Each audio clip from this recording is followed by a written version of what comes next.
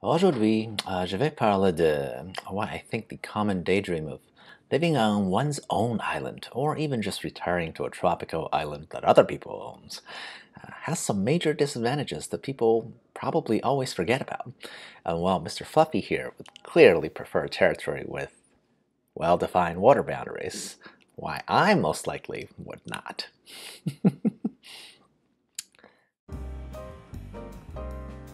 L. XenPuck here. So due to the fact that I have a lot of free time these days, I've really spent a lot of time thinking about where I'd like to end up in the next stage of my early retirement. That is after maybe I've learned to generate some additional income from what most people would call a hobby, such as this channel. Now, obviously, based on the pacing of this channel's growth through the last year, this particular goal will be quite some years away, okay? I estimate at least 5 to 10 years out. But never hurts to start planning early, right? After all, good planning is a crucial first step in achieving any goal. So today I want to go over whether I still want to stick to an old dream that's pretty common amongst the old folks such as myself, which is, wouldn't it be nice to retire to a tropical island? I think when I hear this question phrased like that, it's almost always as a rhetorical question. But now that I have more time to think about it, I wonder why it's not really questioned as a real question. I mean, if island living is so great, wouldn't more people choose their retirement there?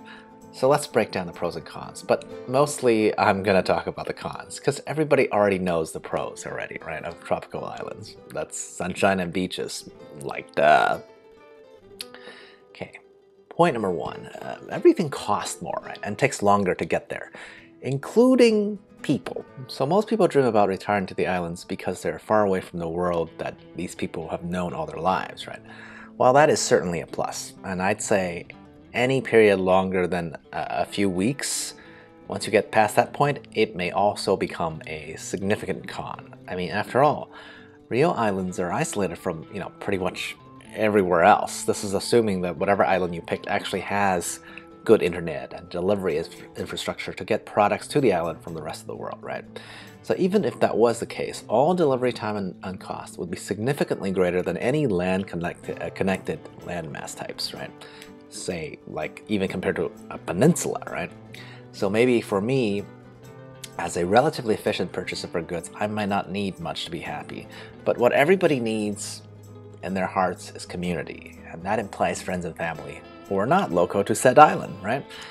So I think this is the main thing that people forget to account for. If you actually live on an island, or really anywhere that's very remote, right, being able to see your loved ones becomes significantly more challenging. I mean, hey, maybe this can be mitigated if everyone's economic situation is great, but unless they're ready to retire too, money isn't even the only issue, right? If you're on a tropical island somewhere, the time to actually get there will also be a major factor. So yeah, unless oneself is prepared to live in a vacuum or pay for both time and money on the part of their friends and family, I think we all feel the pain of missing loved ones more than any other type of pain, really, right? Point number two, most likely there will be a much more limited variety of goods, right? By the way, not all islands are even well connected to the rest of the world, right? So my whole "you can still get stuff just late" argument isn't even entirely true. Like, case in point, even in Australia, which I term as so large of an island that it's basically not usually even considered one anymore, its infrastructure and internet was simply not comparable to the US's. I mean, at least according to my personal experience, that is at this point already 5 years old. Look, I hope I'm wrong when I go back there, but my point remains, right? Islands vary a lot in terms of infrastructure, right? In lots of the much smaller islands, the entirety of the diet, for instance, might be focused on the local ingredients simply due to the culture that developed there natively, which usually means lots of fish and seafood, but not much else. I mean, Mr. Fluffy is perfect for you, okay? But not for everyone. And even more so than the limited amount of variety in foods and goods, I think scarier is limited availability in terms of medical options, right? So when we're at our weakest moment, we actually have to travel a significant amount to reach any specialized type of care, right? Both plane and boat are not the best options depending on the type of conditions that you have. Just look at our current pandemic and its need for like ventilators, right? Not to mention hospital beds, right? On an actual island, the ability to adjust and average out care to the most dire spots just becomes very unlikely. It would be easier for anyone treating or looking for service to simply leave the island. But who can do that if your life depended on a machine that needs to be hooked onto yourself, right? So yeah, I mean, I think it makes total economic and logical sense to not have too many medical care professionals on places where people usually go to vacation, but that is no consolation when the worst happens and significant travel time can mean the difference between life and death. Okay. Now, point number 3, finally. Natural disaster rates for things like hurricanes or even worse, tsunamis are way greater, this type of risk, right?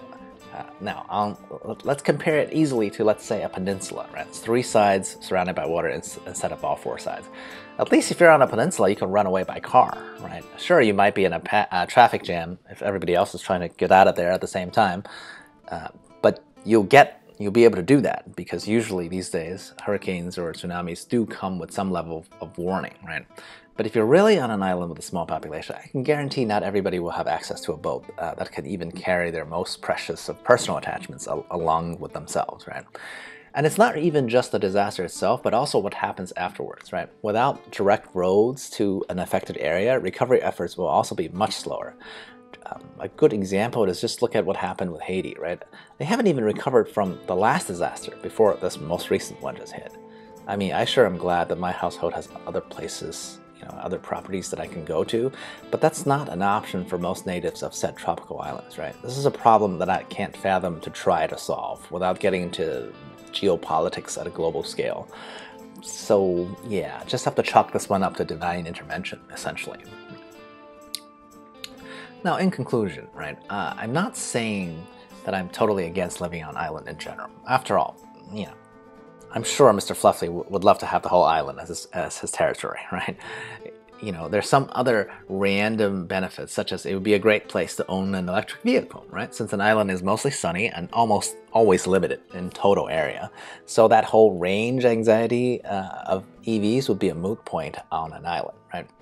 And one can mitigate my whole escape from natural disaster point by, I could have my own boat, right? But my point is, at least for me, in the next 5 to 10 years, before I get to, the Bond villain level of wealth, I'd probably just pick a peninsula over an island, right? I think compare these two, I think the former provides about 90% of the benefits of the island without at least half the major risks. Or maybe just an island with multiple bridges, one that's well connected to a mainland of some sort. Now, for the peninsula option, I already found some place on the planet that I think, fits my mold. We'll continue to look for largish islands with bridges next. Okay. Now, do you guys still want to retire or at least stay for a long time on a tropical island? Or do you live on one right now? What's reality like? Let me know in the comments below, and like and sub and all that jazz. Or whatever. Cheers. I'll approach it.